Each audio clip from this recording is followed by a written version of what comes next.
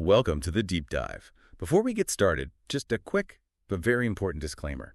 This discussion is purely for educational purposes.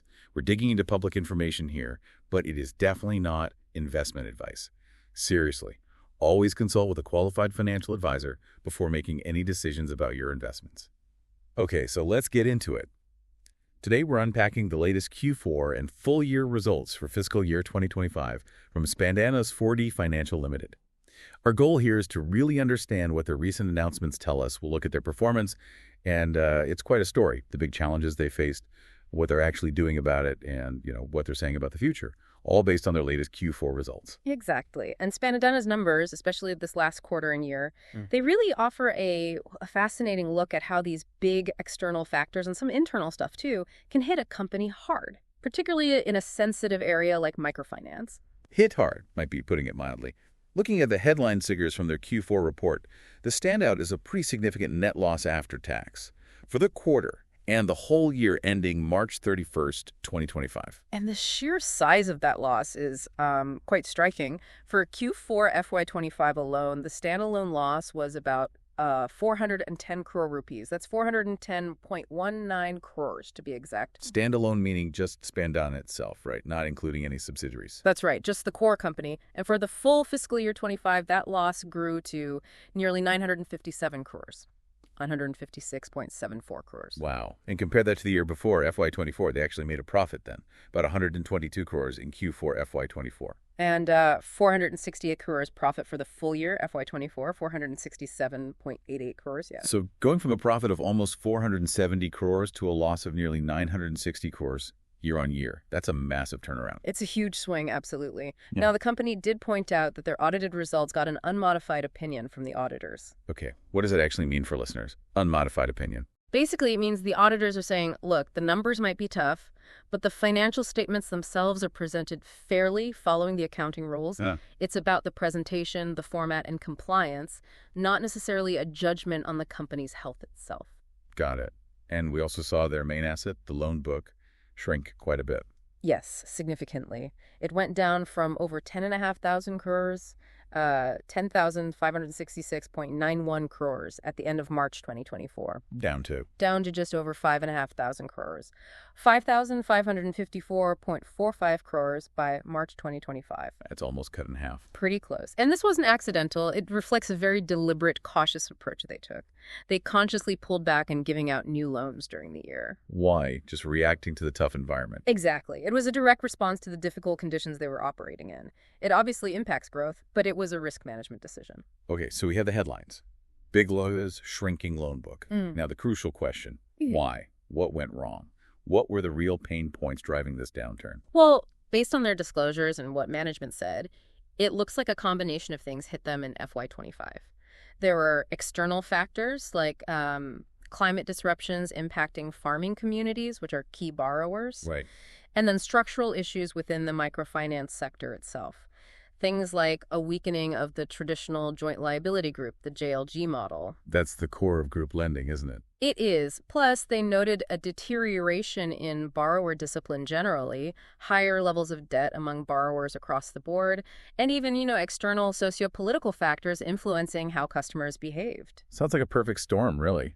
How did all that wider stuff translate into problems on the ground for Spandana's teams? It made field operations really tough. If you have climate issues or local tensions, it's harder to hold those essential center meetings, which are key for collections and group dynamics. Thanks. And it directly impacted their ability to collect loan payments on time.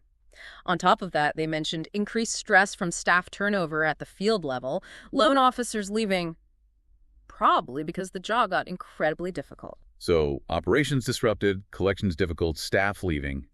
How does that flow through to those massive losses we talked about? It hits credit quality directly. All these challenges led straight to higher delinquencies, more loans becoming overdue, and higher gross slippages loans moving from performing to non-performing status. And that means higher credit costs.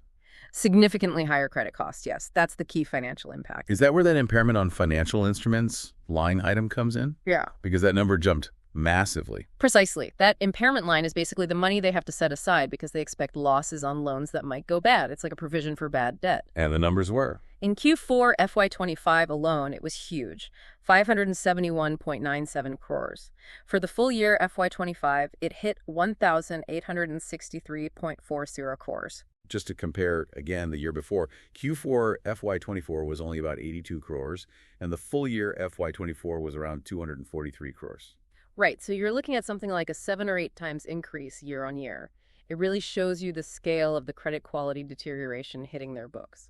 Beyond just setting money aside for expected losses, they also mentioned technical write-offs. What's that about? Good question. It's slightly different. Impairment is about provisioning for expected losses across the portfolio. Technical write-offs are more about making a practical accounting decision to take specific, significantly overdue loans off the main balance sheet.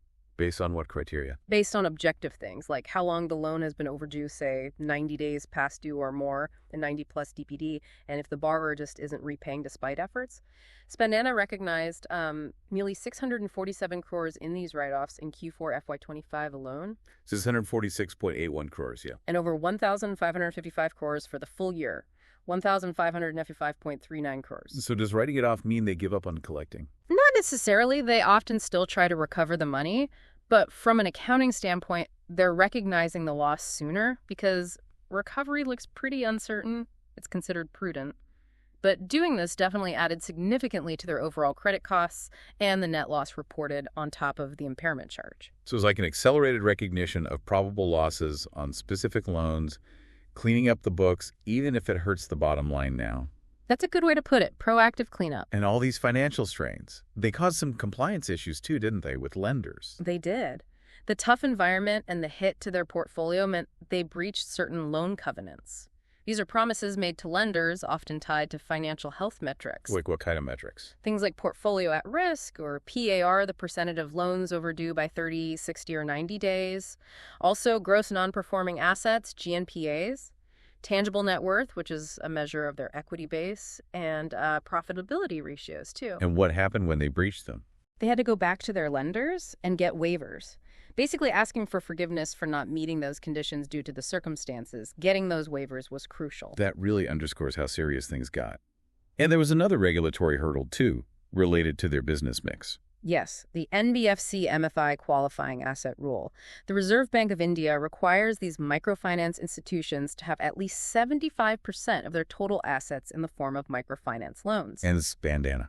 As of March 31st, 2025, their figure was only 65.51%, below the minimum. What's the consequence of that? Well, technically it means they weren't meeting the criteria to be classified as an NBFC MFI. But fortunately for them, the RBI granted an extension. They have until June 30th, 2025 to get back above that 75% threshold. It buys them some breathing room. Okay, so let's recap the challenges. External shocks, industry issues, operational breakdowns, soaring credit costs from impairments and write-offs, needing lender waivers, and a regulatory compliance issue. A really, really tough year. So how are they fighting back? What's the plan? What strategies are they putting in place to try and turn this ship around based on their Q4 commentary? They seem to be tackling it on multiple fronts, really focusing on tightening controls and improving how they operate day to day. One area is what they call operational reinforcements. Meaning? Things like introducing a new role, branch quality manager. It sounds like an extra layer of checking within branches to make sure procedures are followed correctly. They've also increased the number of loan officers probably needed after the attrition and to handle the tougher collection environment. And what about going after those really difficult overdue loans? That's a major focus. They've set up dedicated teams, around 700 loan officers, they said, specifically tasked with collections from that 90-plus days past due pool, and even the accounts that have been technically written off. Trying to recover whatever they can. Exactly. And they plan to ramp up these efforts even more in FY26. They're also boosting engagement with field staff and using things like telecalling to chase up payments. So, more resources and focus on recovery. What about stopping new loans from going bad? Are they changing their lending criteria? Oh, yes, significantly. They've really strengthened their credit underwriting rules. They're applying stricter internal standards, going beyond just the basic industry guidelines. Like what specifically? Well, for an existing borrower to get a new loan, they can't have any loan overdue by more than 30 days. That's quite tight. And for new borrowers coming to Spandana for the first time, Even stricter. much stricter. They're looking for basically a 0-day overdue status, a 1-day DPD threshold on any existing loans the applicant might have elsewhere. And critically, they're checking the overdue status of the entire household, not just the individual applying. That's a much more conservative approach. That sounds intensive. How are they managing to implement those kinds of checks consistently? Technology must play a role. Absolutely key. They highlighted using tech to make Know Your Customer KYC checks and credit underwriting more robust. They have an agreement with NPCI for Aadhaar-based electronic KYC. Using things like Currently, it's things like e-signatures and one-time passwords, OTPs. But they plan to move towards more advanced stuff like e-Aadhaar verification and facial recognition eventually. They're also using tools like geofencing to confirm borrower location, liveliness checks during application to prevent fraud, and digital questionnaires. And they had stopped lending to brand new borrowers for a while. And they had paused onboarding new-to-credit borrowers, yes. Now they're cautiously restarting that, but only with these enhanced tech-driven checks firmly in place. It's very much quality over quantity now. Okay, so very tight controls on new lending. What about their existing customer base? Or are they just focusing on the brand new, super clean borrowers? No, they've actually done a deep dive into their existing base. And what they found is quite interesting. Around 51%, so just over half, of their current borrowers actually qualify for new loans, even under these new, much tougher rules. That's encouraging for them. It is. And another chunk, about 34%, might have had some issues in the past, but are currently repaying their existing Spandana loans without problems. So between those two groups, they have a pretty substantial pool of potentially good borrowers they already know. So they can focus lending efforts there, which is presumably lower risk than going for entirely unknown customers. Exactly. It allows them to target disbursements more effectively while managing risk. They also mention potentially reaching out to dormant borrowers who previously had a good track record and still meet the criteria. Makes sense. How are they thinking about growth geographically now? Are they expanding or pulling back? Their approach is described as cautious and calibrated. They're not planning uniform growth everywhere. They've apparently identified specific states where they think cautious growth is possible, other states where they'll just aim to maintain their current position, and potentially some areas where they might scale back operations. Based on what? Based on the portfolio quality in those areas and the perceived growth opportunities. They're also reassessing individual branches based on performance and potential. Right. Now, all these measures, fixing operations, stricter lending, tech investment, they need financial backing. How is Spandana actually positioned in terms of capital and liquidity after such a tough year with big losses? That's a key point they emphasize. Despite the losses, they maintain a strong capital position. Their capital adequacy ratio, the CRAR, is at 36.31%. And the minimum requirement is? The regulatory minimum for an NBFC MFI is 15%, so 36% is well above that, providing a healthy cushion. Their Tier I capital is also strong, over 1,670 crores, 1,672.74 crores. What about available cash? Liquidity? They report a comfortable liquidity position, too. Over 2,000 crores in liquid assets as of March 31st, 2025, which they say is about 24% of their total assets.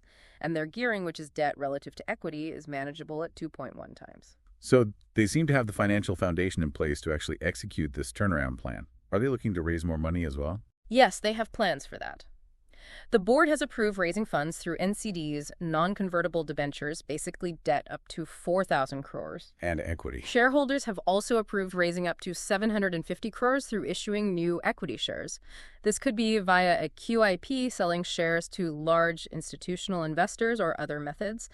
They've set up a specific fundraising committee to handle this. Any specifics on timing or method?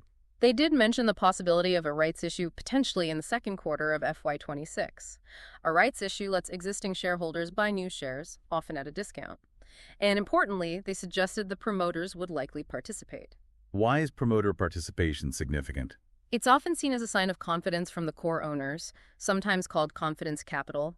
It signals that the people who know the company best believe in its recovery and are willing to put more of their own money in. Okay, so it's a comprehensive strategy. Fix operations, lend much more carefully, use tech, focus on known good borrowers, be strategic geographically, and make sure the balance sheet is strong with plans to raise more capital. What are they saying about the future outlook? When do they expect things to get better? Management sounded cautiously optimistic. Their expectation is that the overall situation in the microfinance sector should start to normalize, maybe by the second quarter of FY26, so around September 2025 onwards.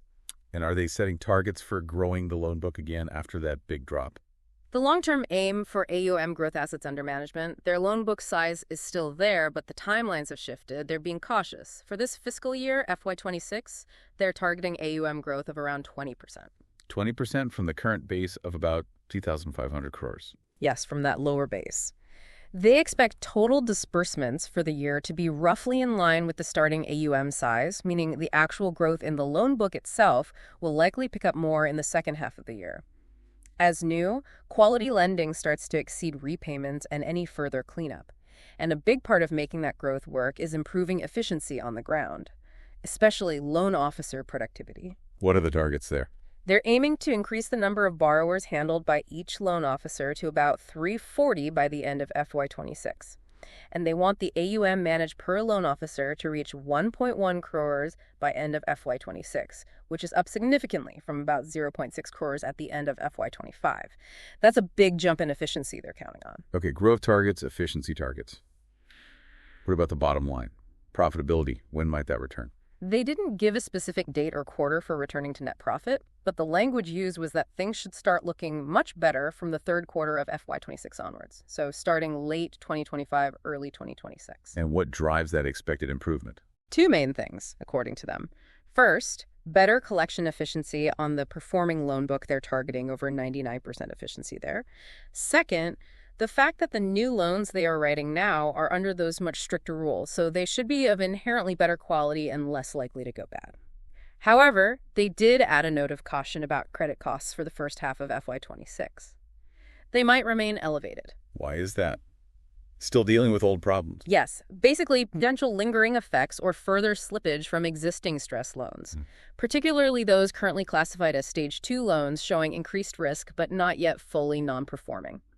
So normalization of those credit costs is expected more in the second half of FY26. So still some legacy issues to work through in the next, say, 6 months or so before the picture really starts to clear up? That seems to be the expectation. Are they relying on any external factors to help the recovery for themselves in the sector? They did mention a couple of things. A good monsoon is always critical for the rural economy where many microfinance borrowers live and work, and also the consistent industry-wide implementation of stricter lending guidelines by the self-regulatory organizations, the SROs. Why is industry-wide action important? Because if all MFIs adopt stricter norms, it helps prevent borrowers from getting over-indebted by taking loans from multiple lenders, which improves discipline and repayment culture across the board. It helps lift the whole sector. Right, that makes sense. So that was a really thorough deep dive into Spandana's Q4 FY25 situation. What we've seen is a company hit hard by a confluence of external factors and internal stresses, leading to really significant financial pain, big losses, and a shrinking business, yeah. But their response seems quite comprehensive. A multi-pronged strategy focusing on, well, getting back to basics, operational discipline, much stricter credit control, using technology smartly, focusing on borrowers they know are good quality. And underpinning all that with a solid capital base and plans to raise more funds. They're clearly aiming for a cautious, quality-led return to growth, not just growth at any cost. I think what this deep dive really brings home is how companies facing these kinds of sector-wide downturns have to react. It's not just about weathering the storm, is it? It's using the crisis as a chance to really reassess everything. Right. Reassess strategy, strengthen controls, maybe reset expectations, and build a foundation for what they hope is more sustainable, higher quality growth down the line, even if it's slower initially. It definitely leaves you with something to think about. In a field like microfinance, which aims to serve vulnerable populations, there's always this tension, isn't there? What tension is that? The tension between the business need for recovery and growth, because there are businesses that need to be viable, and the absolute necessity for being careful, conservative, and rigorous with lending controls in what is, let's face it, a high-risk environment. How do you balance those two imperatives effectively? That's a really critical question for the whole sector, not just Spandana. Finding that balance is key. Indeed. And one final reminder for everyone listening. This discussion was purely for educational purposes, based on Spandana Sphoorty's public disclosures. It is absolutely not investment advice. Please always consult your own qualified financial advisor before making any investment decisions.